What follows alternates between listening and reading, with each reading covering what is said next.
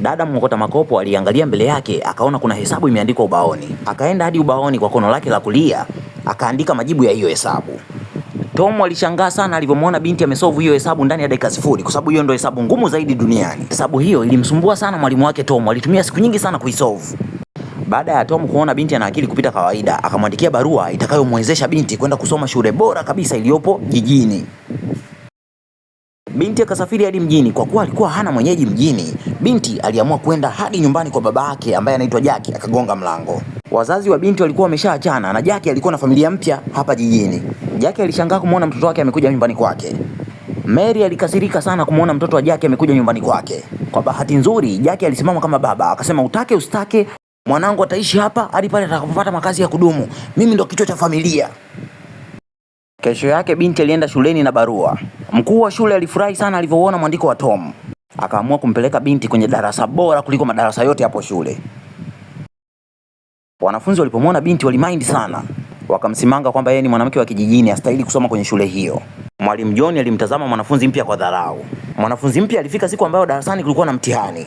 Mwalimu John akatoa onyo, mwanafunzi mpya akiwa wa mwisho kwenye huu mtihani atamfukuza darasani kwake.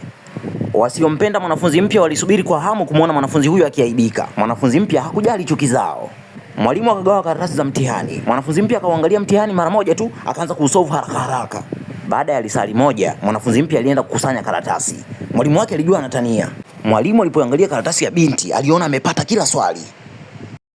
Baada ya kumaliza kusahisha, mwalimu John alileta makaratasi na akawagawia wanafunzi. Mwalimu alipomaliza kugawa makaratasi kwa wanafunzi wote, mwanafunzi mpya alimwambia mwalimu, mimi karatasi yangu umeisahau. Wanafunzi wenzake walimwambia mwanafunzi mpya, inawezekana umefeli sana, ndio maana mwalimu ameamua kubaki na karatasi yako. Baada ya mizozano ya muda mrefu darasani, mwalimu John akatangaza marks za mwanafunzi mpya. Mwalimu John alisema mwanafunzi mpya amepata 0.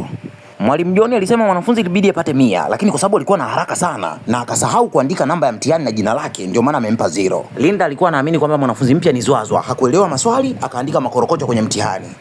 Alimuomba mwalimu John amfukuze huyu mwanafunzi mpya darasani kwao. Mwanafunzi mpya alichoka kuvumilia makelele na masimango ya Linda, akamtuhumu Linda kwa kuiba maisha yake. Akasema kila kitu anachomiliki Linda kitakiwa amiliki yeye. Kumbe Linda bana ni mtoto wa Jackie na Mary. Mama yake Linda aliitongozesha kwa Jackie na kusababisha Jackie aisahau familia yake na kuitelekeza. Mama yake Linda ndo sababu ya wazazi wa mwanafunzi mpya kupeana talaka. Linda akamind kinoma, akataka kwenda kumpiga mwanafunzi mpya. Mwalimu akaingilia kati. Mwalimu John akasema hata ruhusu kuona wanafunzi wanagombana kwenye darasa lake. Baada ya mwalimu John kushuhudia kwamba mwanafunzi mpya ana akili kupita kiasi, akamwambia mwanafunzi mpya kwamba utabaki darasani kwangu, sitakufukuza kama nilivyosema hapo mwanzo. Linda aliposikia taarifa hii alikasirika sana. Linda akaamua kubeti na mwanafunzi mpya, akamwambia mwanafunzi mpya, kwenye mtihani ujao maksi zangu zikiwa nyingi kuliko zako, utajiondoa mwenye kwenye ile darasa. Mwanafunzi mpya akakubali. Wanafunzi wengine wote darasani walimuona mwanafunzi mpya amekurupuka kwa sababu Linda alikuwa anawaongozea darasani. Hawakuamini kama mwanafunzi mpya anaweza akampita Linda. Hawakujua mwanafunzi mpya ana akili kiasi gani. Je, kati ya mwanafunzi mpya na Linda ni nani atafaulu zaidi kwenye mtihani ujao? Je, Mary mamake Linda ataendelea kukubali kuishi na mwanafunzi mpya kwake?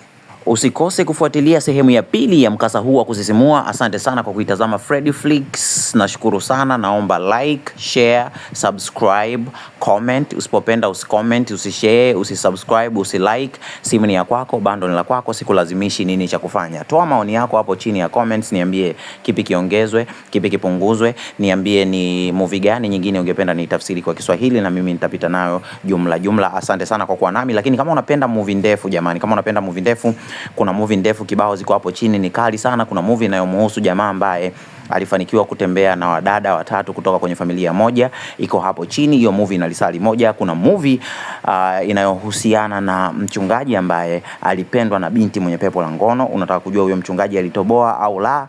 Story nzima iko hapo chini. Na pia kuna story nyingine inayohusiana na dada ambaye alimtuma rafiki yake mwenye bonge moja la mshepu aende akamtege mume wake ili apime kama mume wake ni mwaminifu au la. Hiyo story pia iko hapo chini. Tafadhali itazame, naamini utapata funzo kubwa sana. Mnaolalamika jamani kuhusiana na part 2, naombeni mnisamehe sana. Sawa, kosa sio la kwangu. Ninapozipata hizi video wanachelewesha. Waga wanapost video moja kila baada ya wiki, sawa? So mimi sio ninayewacheleweshea, wanaochelewesha ni wale watu. Naombeni mnisamehe kwa hilo. Ila nitakapozipata tu hizo part 2 nitakuwa nazidropisha hapa moja kwa moja. Hakuna mimi bila nyie. Asanteni sana kwa uvumilivu wenu na kuwa na mimi hadi hapa. Moko love y'all.